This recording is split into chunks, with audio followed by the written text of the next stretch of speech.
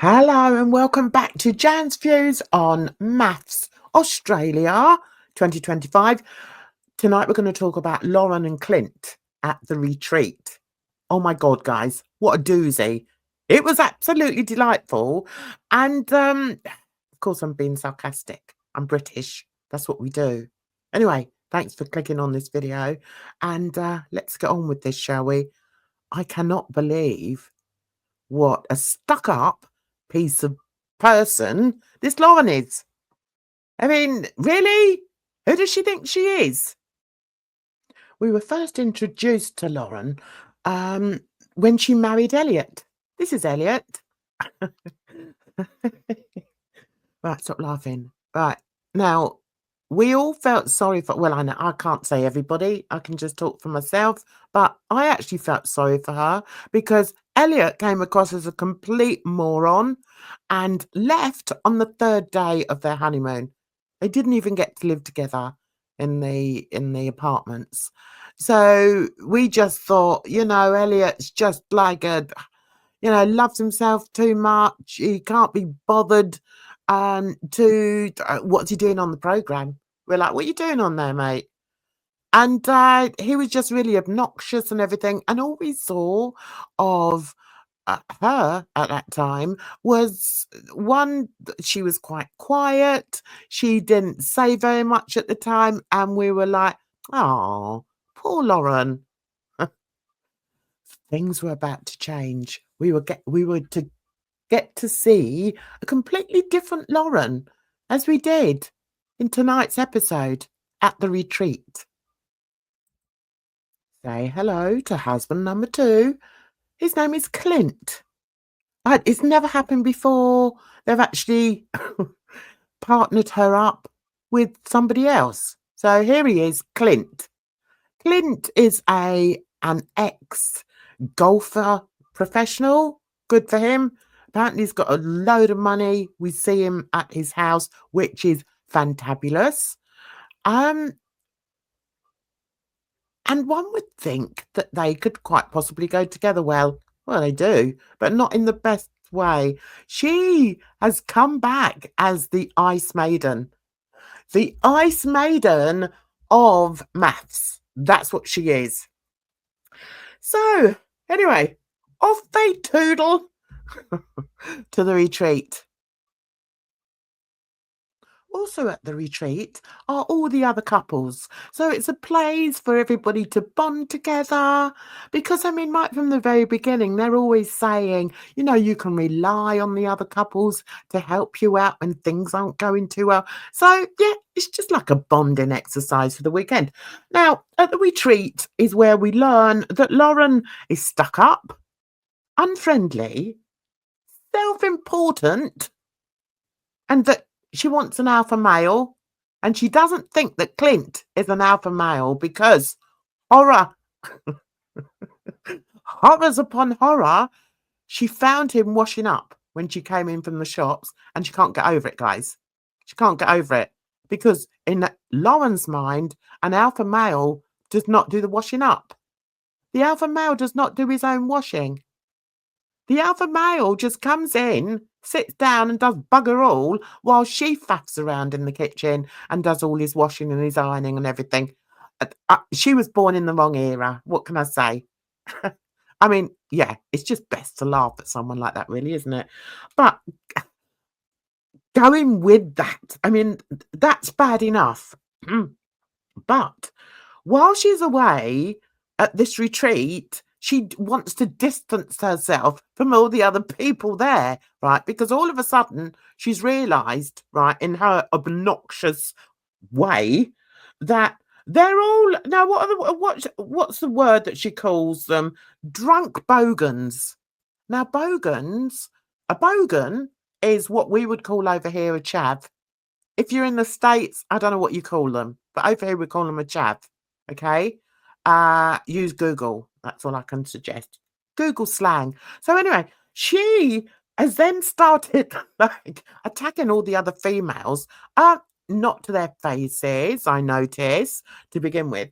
And she's just calling them like really awful names. Like, you know, when they do the bit to camera, she's like, oh yeah, well, they're all drunk bogans and losers and they're feral. Feral? Ah, no, maybe not feral, but they were feral. She's calling them feral guys. Losers and bullies. I mean, they haven't done anything to her. The very first night they were there, they were all sort of chatting, all, you know, everyone together.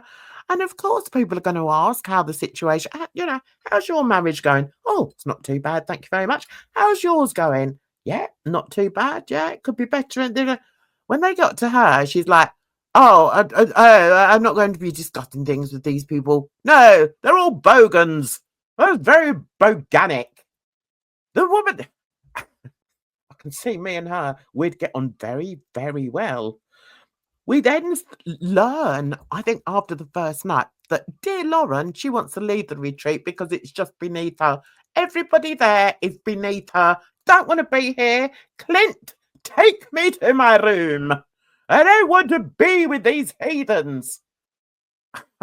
Honestly, you couldn't make it up, guys. So she's managed to persuade, everyone thinks that she's got into Clint's ear because they had a boys' night and he seemed to get on really well. He was like, yeah, I quite enjoy boys' night.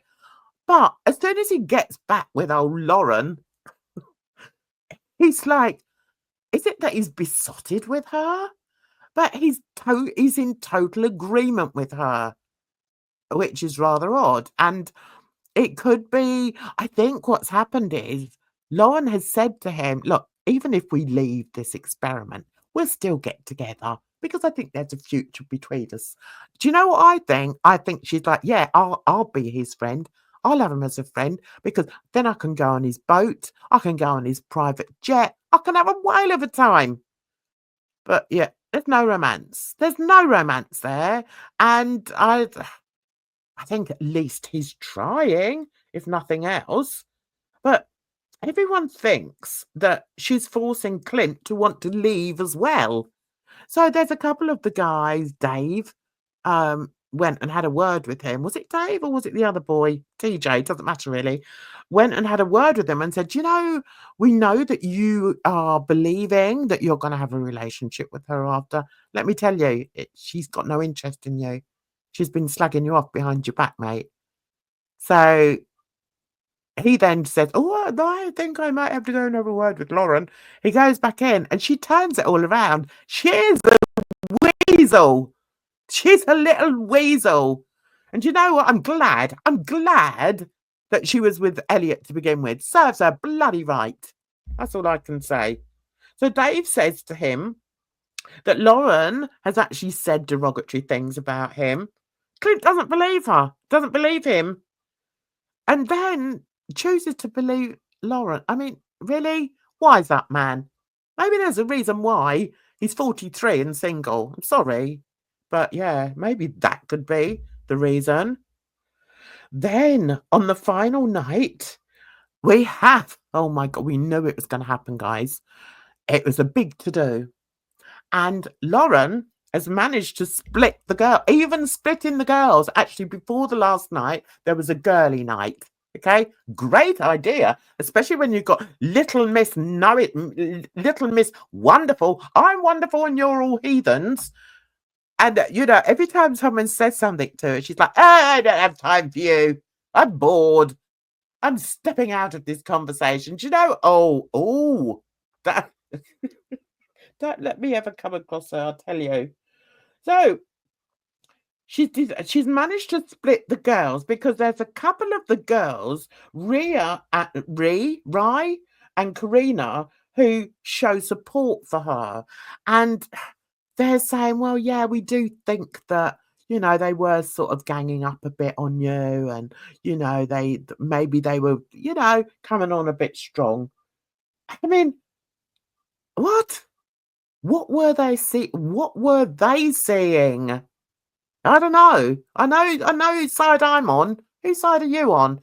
Do you think the girls were, like, coming for her? Or were they just standing up for themselves? Or just trying to gel as a group? That's what I thought.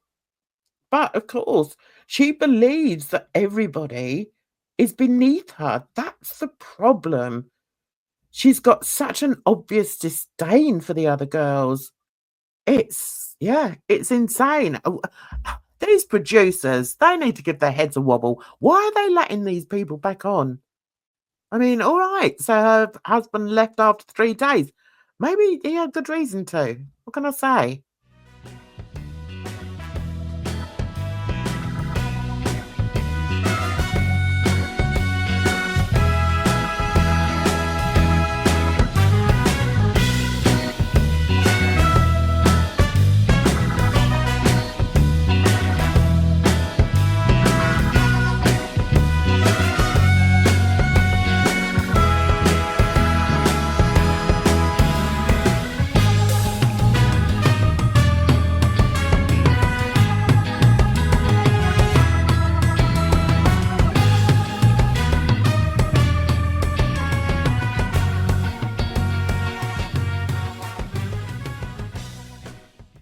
I mean, to be fair, she's cute. She's cute looking. But then when you hear the way she speaks and the way she talks about other people, the cuteness goes away for me. I'm sorry. And there were some people that are trying to hold her accountable for the way she speaks about the other people. And yeah, the tone that she speaks of other people. So anyway, there's two of them, Athena and Ree, who are right. Can't get that bloody name right, can I? Who are sort of backing her and yeah, they're managing to sort of give her some support. All right, rightly or wrongly, I don't know. Don't really care. I wouldn't give her support. I would say to her, what the hell are you doing? But anyway, never mind. So then we have the grand finale, the last night at the retreat. We know it's going to kick off. But now she knows she's got at least 3 people on her side. She's got Clint, right? She's got Rye, and she's also got Karina. But it's someone told Jamie that I've got to stop laughing because yeah. Anyway, someone told Jamie that Lauren called her a troll. And that's not very nice, is it? Just stop it. Don't talk about other people's looks. It's not very nice. And Jamie is very, very loud. She's a bit like me. Very loud. Doesn't take fools gladly.